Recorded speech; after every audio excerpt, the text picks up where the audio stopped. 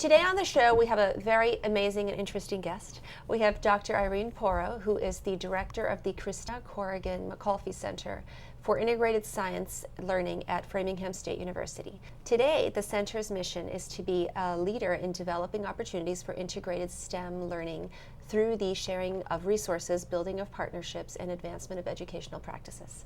Dr. Porro is a professional scientist with a deep commitment to social justice, and in her work, Dr. Porro combines research skills in physics, astrophysics, with an interdisciplinary approach to education.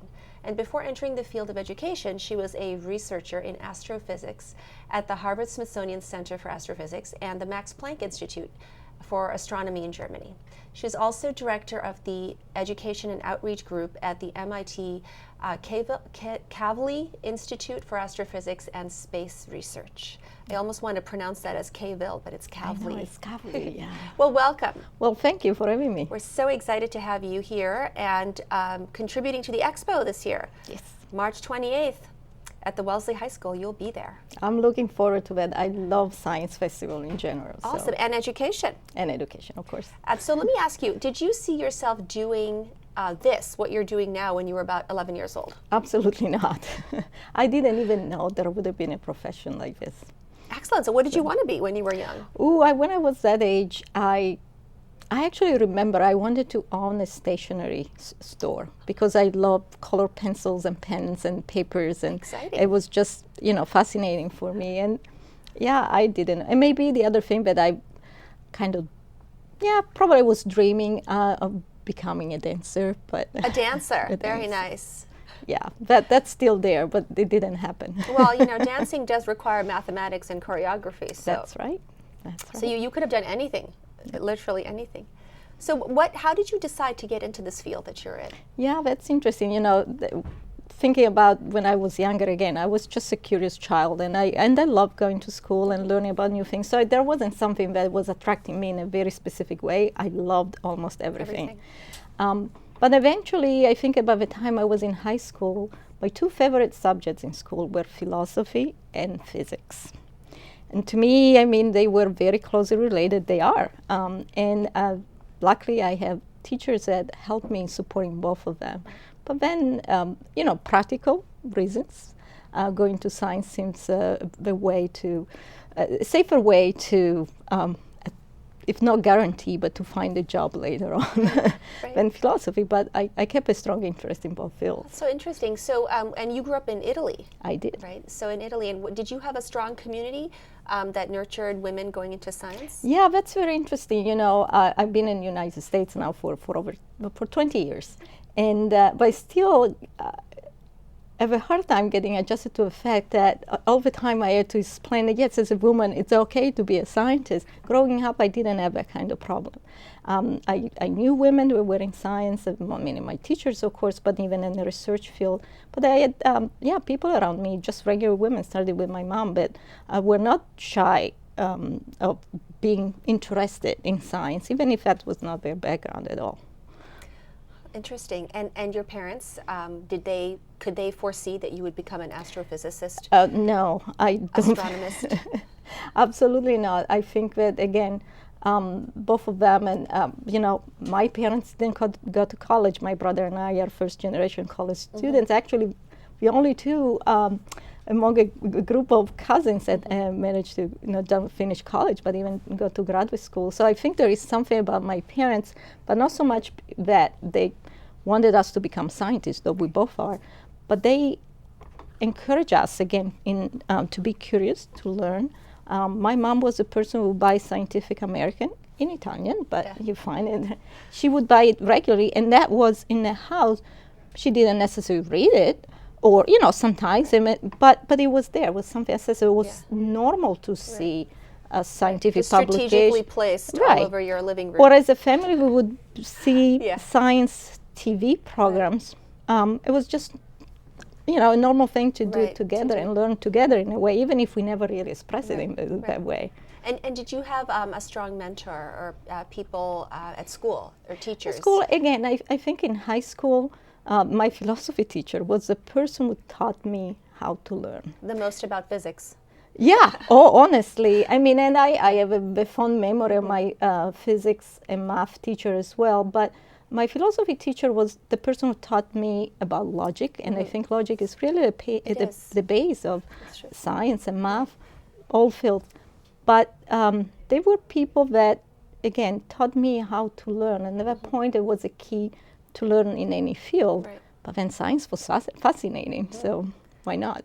Awesome. So do you have any fond memories from a particular high school science class that you took that you still remember that was very exciting to you? Any experiments that blew up, or yes, or other interesting sort of things that you remember from? Right. Well, interesting enough, I had to say, in our high school, we really were not able to have labs. We didn't have resources to have labs, so we were doing a lot of thought experiments, if you want, but as high school kids. So we were making up, all kinds of things. But the fond memory I have is that it was a time when, for a technical reason, part of the school was actually closed down. We couldn't use it.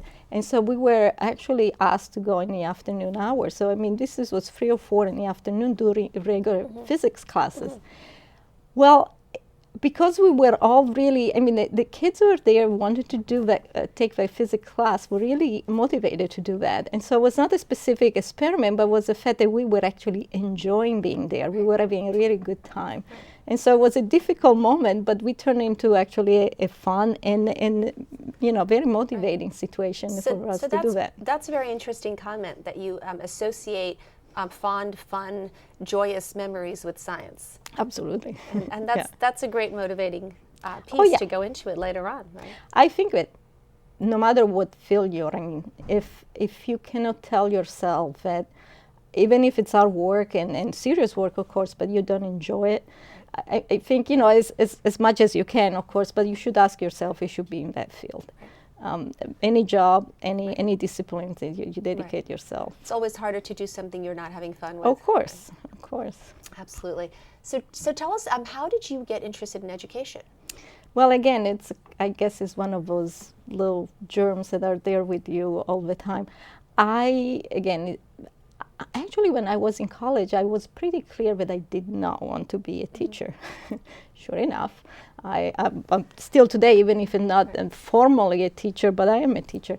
But I always realized I wanted to share with other people my passion for science and for learning in general, and I like to connect to people in that way. So as a college student, I was tutoring high school students a lot, and I loved doing that direct one-on-one collaboration in learning.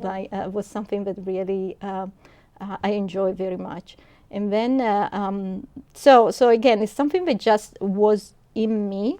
And when I had the opportunity to do it in a more formal way, both as actual teacher in a school, that I'd like to do, but it wasn't, again, my ultimate goal. But then in a more informal environment, I realized that I love doing that. It's a personal relationship with the learner, or as two learners that are discovering the world together. Wow, that's awesome. And so tell us about your work at Max Planck. Did you do any teaching there? Or no. Educational? In that context, I was there for 2 years as a postdoctoral fellow, and no, I was doing only research. Right. What did you study when you were there? Well, when I was there, I was part of a team that worked with the European Southern Observatory, and so we were developing instrumentation for a special kind of telescope that actually requires connecting multiple telescopes to get clear images of objects you see in the sky. So it was very fun because it was an extremely international group of people. And I was actually, learning a lot, including German. That's when I was a student. I went back to being a student more than being a teacher at that time. So you must speak many languages at this point. No, I just managed to navigate. You know how to connect telescopes in German. You speak Italian and English. Yeah, but in the scientific language is pretty common. If it's not English, it actually goes back to Latin words, and there you go. I can relate to that. And Latin is another language that relies heavily on logic. Right. To decipher. So. And which I happened to actually study for 5 years in high school. Look at that. Nice. That would come in handy. Yeah. When I was a student, I think a lot of high school students could relate to what I'm saying, is that I just kept wondering, why on earth I'm studying a language nobody speaks anymore? Many years later, it came very handy. Good. In fact, when I was in Germany, I managed to survive with German because German actually is built in a similar way like Latin is. Very logical. Between English and Latin, I managed to figure out what German words There meant. you go. That's great. And you also work with MIT. Yes. Right. And what do you do there? Well, I used to work at MIT. I'm Yeah. not there anymore, though I have a lot of collaboration Right. still going. Right. I was at MIT for about 12 years. Right. And again, I went That's to a MIT. long time. Yeah, Yeah. a long time. I went to MIT to actually specifically work in science education programs. Oh, neat. It was at the Kavli Institute for Astrophysics and Space Research. So I used my background in astrophysics, but really to develop new initiatives in education. And so we worked for many, many years in what is called out-of-school time, so either summer programs or weekend and after-school programs, and mostly with high school students. Oh, neat. Yeah. Wow, that's exciting. So what made you decide? What gave the swing vote decision to work for Framingham? Yeah, And to work for the McAuliffe Center? What made you decide to take this job? Yeah, so for me it's interesting, you know, my friends know that I live on 10-year cycles. About more or less every 10 years, I just need to find a Right. new challenge, but not necessarily in a negative way, in a Right. very positive way. Right. Something that allows me to move forward and come up with new ideas and Right. new initiatives.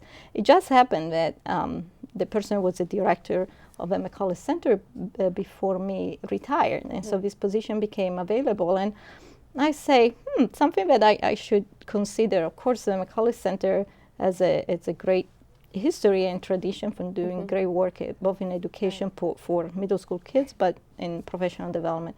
So for me, there was the opportunity not only to keep doing the great work has been done, but to bring there some of the new ideas and initiatives that I start at MIT, but bringing it to a different context like Framingham State University. That was the challenge in terms of like, wow, there are new audiences that can be exposed to some of the ideas that I think are exciting that I have. Right. And we know Christa McAuliffe was an astronaut.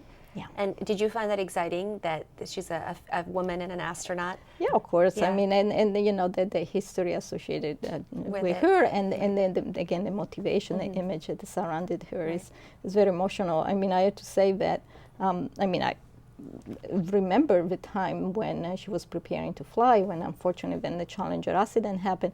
But, you know, I always lived that at a certain distance. I was in another country, but then coming to Framingham and actually meeting many people who knew her in person, every time is very emotional. Yeah. It's very deep. Right. Yeah. And did you ever think that you might be an astronaut? Did Oh, you ever actually, think about going out into the stars? I have a serious problem. I suffer from motion sickness, so I think I would fail dramatically. But my favorite object in the sky is the moon. Yeah. And I always had this dream of being able to actually step on the moon and walk around there. So if I can find a way to take me there There you go. with no problems with motion sickness. With limited motion. It's at least, you know, limited. But give me the right pill, and Well, I would love to do that. I'm going to put you in charge of figuring out how to make a transporter work. Yeah. Like we they could do that. Yes. So Yes. then, you know, you can just beam over there. That would be perfect That would for be me. the next challenge in your next 10-year cycle. Yes, Yes, exactly. there you go. So tell us about Expo. What are you bringing to the Expo? Oh, you know, we have a couple of ideas based on attracting younger audiences and you know, play around making craters, and we've been, you know, discovering how different projectiles and different heights and create different craters and relate that to the moon and Mars and so on. But then for a little bit an older student, students, we would like to engage them with the opportunity of taking astronomical image with actual robotic telescopes. Oh, nice. And so to show to them how to do that, how to process the images, and then to give them, you know, they will learn how to do that, and they will be able to do it on their own once they go back home, and then to share with their friends. Okay. That's the plan, but I'm Right. thinking about a couple of surprises. And you have some surprise stuff too that you can't mention on well, air right now. yeah, But all right, maybe that sounds good. something to do with That sounds good. Einstein, since it's the Einstein anniversary of the Why general not? relativity. I mean, yeah, you're going to make craters. You're going to process images. Why not? You know, do something. yeah, with something Einstein as very well. simple, but that will relate to that. Wow, sounds exciting. And have you done any of these kinds of experiments before for not just STEM expos, but also for science fairs and other places? Oh yeah, so I would like to say I'm a veteran of a science festival. Yeah. It's just a way to connect to the public that I love. Right. And so the one with the robotic telescopes, yes, as a matter of fact, a few years ago, when I was still at MIT working with high school students, we went as a team, a few of us, but went all the way to Washington, D.C. We participated in the National Science Engineering Festival, and we engaged people on the mall in Washington, D.C. So it was outdoors. Outdoors. It was outdoors. That must have been an interesting challenge. It was, in because itself. there was dust everywhere. Right, you've got to keep the equipment clean. Right. But, we know that that's a really interesting way to, by being able to take their own images, people really, it's a personal experience, something that I learned, and I think I always understood, but I learned more as I've been doing this professionally, is that when you approach science, like anything else, but certain science, you have to make it personal. I think sometimes people do not want to engage in any form of science, being a reading or an experiment, because there is no personalization. If you can do it yourself, and that image that you take is yours, and the way you then process it is the way you like to do it, then you get really involved invested in invested. it. Right. Yeah, and you create good memories. Exactly, the sense of ownership. And it's interesting. I was listening to a radio program about how memories are associated with experiences. Yes. So, and people remember what they experience much more long term than things that are somebody else's experiences or fleeting sort of aspects of it. Oh. So that's great. Yeah. So I'm sure that a lot of students will take away positive and great experiences making craters. Oh, absolutely. Yes. That's fun. I love to do it still today. I've done it many, many times, and I still love doing it. And processing images. So will they be looking at stars? Will they be looking at the moon? What will they be looking at? With these telescopes are not, only 4.5 inch in diameter, so are not. They're small. They're small, but they have,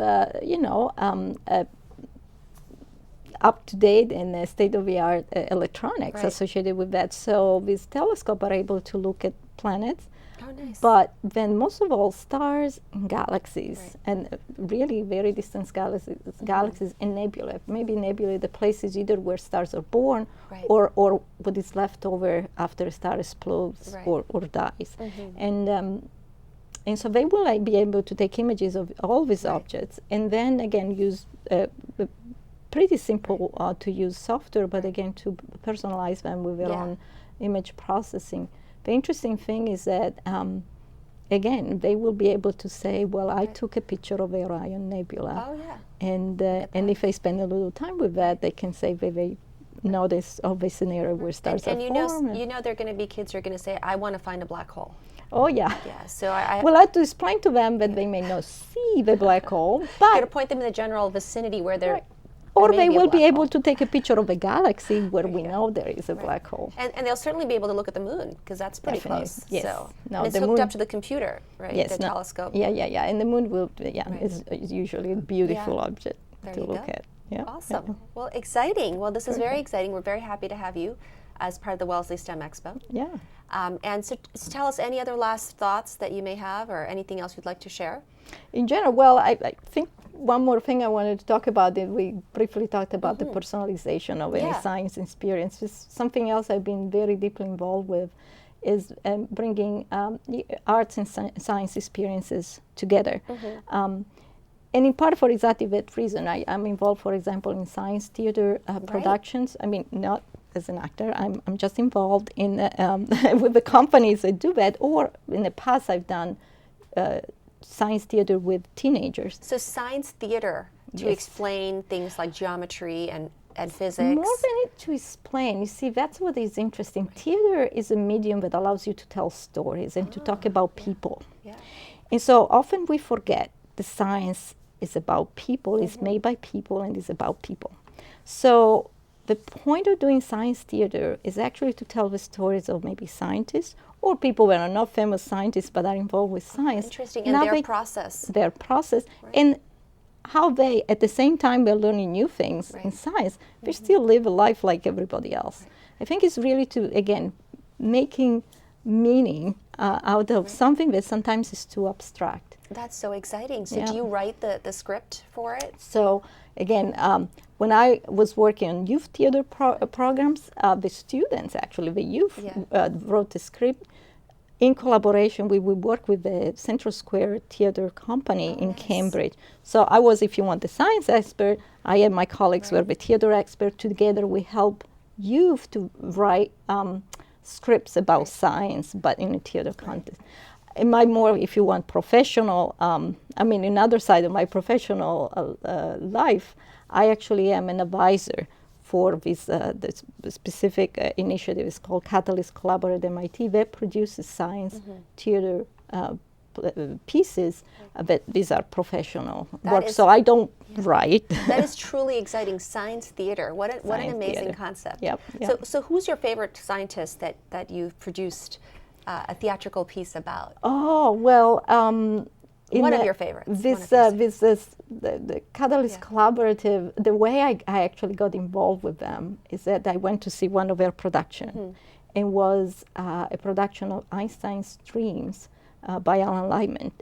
Einstein's Dreams, in the book Alan Lyman wrote, is about the dreams that Einstein would have had when he was thinking about the theory of relativity. Do we know that about his dreams, and if he dreamt in numbers? No, this of course is fiction, but again, it's fascinating, right? Because, Einstein, we can see him like this science hero, but it was actually, he didn't want us to see him that way. Like, he was the real human being, but who knows what he was dreaming.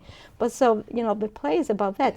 One of the dreams is about the actual theory of relativity, but you don't know, unless you're really a scientist, and that's not really the point, but it's real.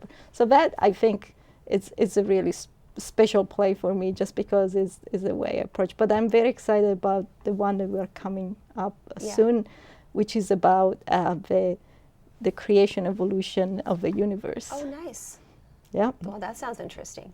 It is. And I'm going to vote for the next play about Marie Curie. That's going to be my petition. Yes. Well, but to be honest, so that's something else we've been doing, is that to highlight women scientists. Yeah, and the Curie women. Yes. Right. Well, they're also impressive. My high school was named after Marie Curie. How exciting. Yeah, I always had a very specific connection to her. Yeah, there you go. Well, awesome. Well, we're excited. We're excited. We're excited to see the surprises that you haven't mentioned here. Who knows? I don't know. We're going to wait for it. So March 28th at the Wellesley High School, we will see you there. Absolutely. Perfect. Thank you so much. It's been such a pleasure. It was great.